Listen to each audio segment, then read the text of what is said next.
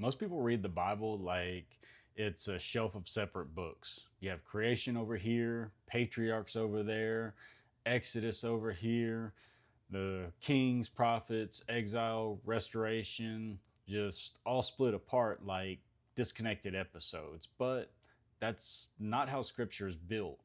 And Dream Visions shows that with brutal clarity because the animal apocalypse takes a whole story from Adam to the final restoration and it compresses it into one continuous symbolic narrative. And that means what looks disconnected when you read book by book is actually one uninterrupted covenant sequence. And that's the point.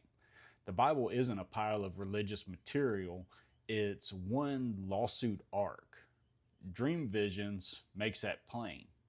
It opens at the beginning, Eden integrity, Adam and Eve in original order, then the breach comes, then the generations unfold, then the flood, then the patriarchs, then Egypt, then Exodus, then Sinai, then the land, then the failure, then corrupt leadership, then exile, then measured oppression, then final accounting, and finally restoration.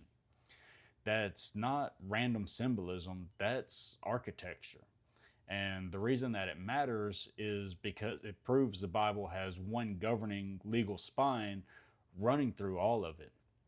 You have breach, warning, escalation, exile, and restoration, just over and over again.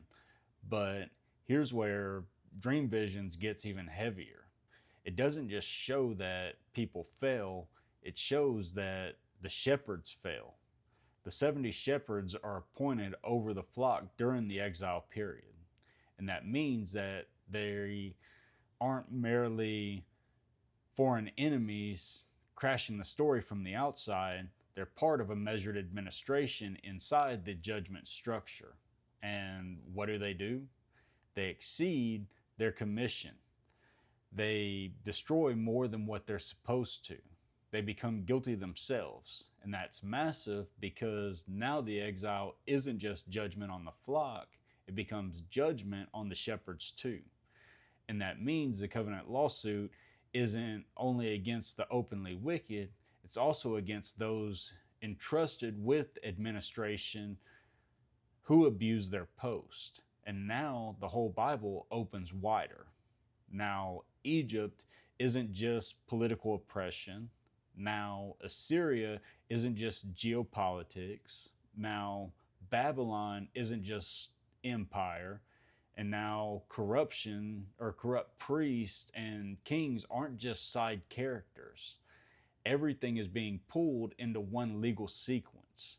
And the way it works is the covenant's broken, the warnings are given, the leaders corrupt the structure, judgment falls, the appointed overseers become corrupt too, they're counted, their excess is recorded, then Yahuwah intervenes, a new house appears, a restored order comes, the white bull returns, and the ark closes.